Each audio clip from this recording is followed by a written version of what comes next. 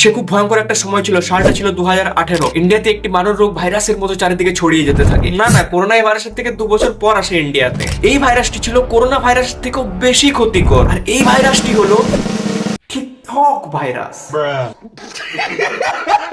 আরে হ্যাঁ ভাই, ইন্ডিয়াতে নাচ তো টিকটক, আর সব নাট্য শিল্পীরা না শিখতো টিকটকে মুজরা করা। আর নাচ তো ইন্ডিয়াতে করোনা, আর না হতো টিকটক ব্যান। আর এইসব নেকানেকিরা নাচ তো টিকটক থেকে ইউটিউব আর ইনস্টাগ্রামে। ইয়ার কি করে না খুলতেছি ইউটিউব আর ইনস্টাগ্রামে পেজ, আর না এসব সাধারণ পাবলিকদের সহ্য করতে হতো। ঠিক বলেছো।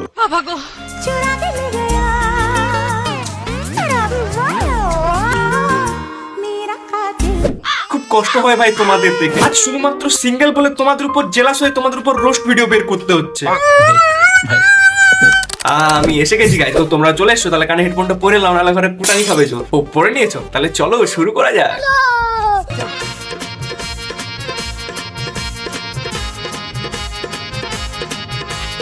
কখনো অন্যদের কথা শুনে নিজেদের সম্পর্ক খারাপ করো না, কারণ সম্পর্কটা নিজেদের, অন্য কারণ না।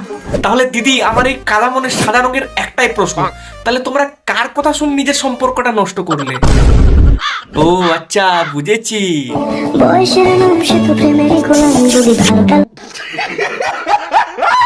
শুধু রাখতে জানলেই হয় না, যাকে রাখবে তাকেও থাকতে জানতে হবে।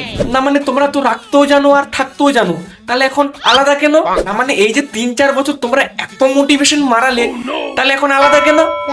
বলেন দেখি, এটা কোনো কথা? সঠিক মানুষ কখনো ছেড়ে যায় না, তারা সবসময় একটা কারণ খোঁজে থেকে যাওয়ার জন্য।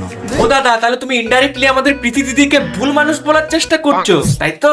তোমার এই মন্তব্য শুনে প্রীতি দিদি তার দরজা বন্ধ করে রাখবে রাগ করে তোমার জন্য। মনের দরজার কথা বলছি, তোমরা না সত্যি। तू समझा? हाँ नहीं, तू समझा नहीं। যেটা আমি বলিনি সেটা তোমায় বানিয়ে বলা হবে।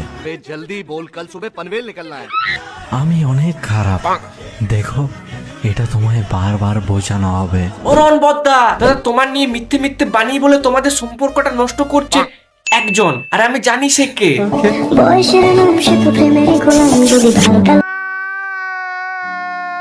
আরে বদ্দা, আমি তো বলছি চলো তাপস দাদাকে বলে প্রীতি দিদির এক্সের বাড়িতে ছেলে ঢুকিয়ে দিই। ঠিক বলেছো।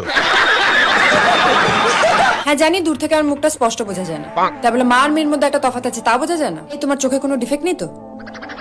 ও রন বদ্দা, এ তো দেখছি চয়দা কানা গো, মা আর মেয়ের মধ্যে তফাৎই বুঝতে পারে না। সত্যি 100% সত্যি। বদ্দা, তাহলে তো তুমি এক কাজ করলেই পারো, তুমি বরং প্রীতি দিদির মাকে ওর এক্সের হাতে তুলে দাও, তাহলে তো তোমাদের রাস্তাটা একদম ক্লিয়ার হয়ে যাবে। প্রীতি রনের ব্রেকআপ হতে অনেকে অনেক রকম ভিডিও বানাচ্ছে, অনেকে অনেক রকম মন্তব্য করছে তাদের ভিডিওতে, অনেকে আবার গডের কাছে প্রে করছে তাদের আইডল যেন আবার তাড়াতাড়ি একসাথে ফিরে আসে, তাদের সম্পর্কটা যেন ঠিক করে নেয়। আর শালা আমি এদিকে রাত 2টো বাজলেই এরা যে 30-40 লাখ টাকা দিয়ে গাড়ি কিনলো, সেটা কোথায় গেল? আর সেটা যদি ভাগবাটা হয় তাহলে কার ভাগ্যে আসবে? নতুন যে ঘর বাড়িগুলো করলো সেগুলো কোথায় গেল? সেগুলো ভাগবাটা হলে কার ভাগ্যে আসবে?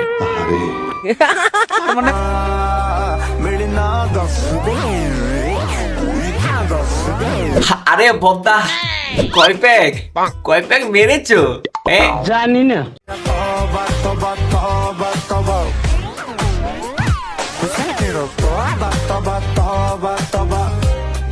সত্যি করে বলো তো বদ্দা, কয় প্যাক মেরেছো? মানে তোমার স্টেপ দেখে বোঝা যাচ্ছে 4-5 প্যাক তো মেরেছো। নিঃসন্দেহে তুই ঠিক কথা বলেছিস। Who said that nonsense talking?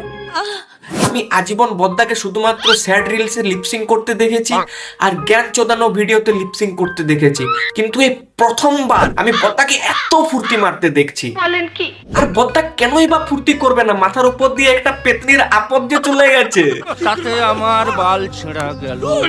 আমি আমার বাড়িতে এসেছি বেশ কয়েকদিন হলো, বাট আমি এত রোগা হয়ে গেছি সেটা আমার মা কিছুতেই মানতে পারছে না। ওইদিকে আমাদের দিদি কষ্টে রোগা হয়ে যাচ্ছে না খেয়ে, আর এদিকে আমাদের বদ্দার দেখো লাজ শরম কিচ্ছু নেই, মদ গিলে হুসেন তেরা তবা তবা করছে।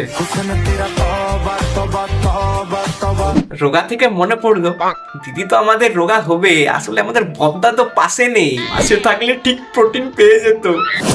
না মানে বদ্দা আমাদের দিদিকে ভালোবেসে নিজের হাতে খাইয়ে দেয়, ডিম, প্রোটিন শেক। तू समझा? हाँ नहीं, तू समझा नहीं।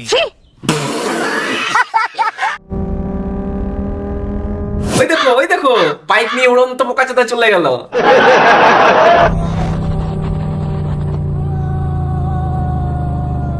আরে বদ্দা, তুমি এত বড় ইনফ্লুয়েন্সার হয়ে তুমি তোমার অডিয়েন্সদের কি ইনফ্লুয়েন্স করছো? হাইওয়েতে বিনা হেলমেটে বাইক চালাচ্ছ, তার আবার 120 অ্যাবাভ স্পিডে। বাহ, খুব ভালো খুব ভালো। তার উপরে হাতে আবার ক্যামেরা, আর গোবর্ধনের মুখে হাসি দেখো। এক থাপ্পড়ে তোর বাপের নাম ভুলিয়ে দিতে। হ্যাঁ আমি মানলাম ছোট্ট ছেলের ব্রেনটাও ছোট্ট, কিন্তু বদ্দা তোমার কাছ থেকে আমি বেটার এক্সপেক্ট করেছিলাম। आपसे बेटर उम्मीद किए थे हम। বদ্দা তোমাদের জন্য একটা গিফট আছে।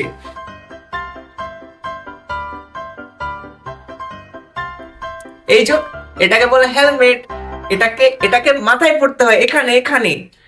নিচে তো পড়েছো, এবার মাথায় পড়া শুরু করো বদ্দা। এই দেখো। প্রীতি আর আমার মধ্যে কি হয়েছে, প্রীতি বাড়ি ছেড়ে কেন চলে গেল? চলো তাহলে এবার জেনে নেওয়া যাক আমাদের দিদি আর আমাদের বদ্দার মধ্যে আসল কেচ্ছাটা কি। প্রথমে আমি বলবো প্রীতি বাড়ি ছেড়ে যায়নি, এই ব্লগটা দেখলেই বুঝতে পারবে। এদিকে আমাদের বদ্দা বলছে পৃথি বাড়ি ছেড়ে যায়নি, আর এদিকে পৃথি বলছে বাড়ি ছেড়ে আমি মা বাবার কাছে আছি। সালা তোমরা তো দেখছি আমাদের আজব কনফিউশনে ফেলে দিচ্ছ। প্রথমে আমি বলবো প্রীতি বাড়ি ছেড়ে যায়নি, এই ব্লগটা দেখলেই বুঝতে পারবে। এদিকে আমাদের বদ্দা এই ব্যাপারটাকে কতটা ক্যাশ ভাবে তুলে ধরছে, আর এদিকে আমাদের পৃথি দিদি কি বলছে? আমাদের দুজনের মধ্যে একটু প্রবলেম চলছে, যেটা শুধু আমাদের মধ্যে নেই, ফ্যামিলিগত দিকে ঢুকে গেছে। তো এই মুহূর্তে আমি আমার মা বাবার কাছেই আছি। তাহলে মাইরি তোমরা তো আলাদাই শুরু করেছো। जलवा है हमारा। কি বদ্দা, ভিউজ ডাউন চলছে বলে পাবলিসিটি স্টান্ট করছো? হ্যাঁ আমরা কি বুঝি না আমরা কি ঠিক বললাম তো বদ্দা? बाप रे ये तो धोती खोल रहा है। তোমার অডিয়েন্স বোকা হতে পারে বদ্দা, আমরা তো আর বোকা নই। मैं क्या करूं फिर, जॉब छोड़ दूं? এবার তো মিলিয়নসে ভিউজ আসছে, নাও এবার নাটকটা বন্ধ করো। তুমি থাকলে পরে আমি আনন্দটা পুরোটা উপভোগ করতে পারি তোমাকে নিয়ে। তুমি তো থাকবে না, উনি যাবে আন্দোলন করতে কালকে। আর বদ্দা এটা কিরকম আন্দোলন? এনিওয়েজ যাই হোক, এরা যে কথাগুলো বলছে এসব কথার কোনো মানে নেই, এটা জাস্ট ভিউজ গেইন করা শুধুমাত্র একটা পাবলিসিটি স্টান্ট। আর এদের দুজনের সামনেই বিয়ে, তাই যে যার বাড়িতে রয়েছে, আর এটা একটা প্র্যাঙ্ক চলছে। এনিওয়েজ যাই হোক, আজকের মতো এতটাই। ভিডিওটা ভালো লাগলে লাইক করে দিও, আর একটা নিচে ছোট্ট কমেন্ট করে দিও, আর চ্যানেলটিকে সাবস্ক্রাইব করে নিও। দেখা হচ্ছে পরের ভিডিওতে, ততক্ষণের জন্য টাটা।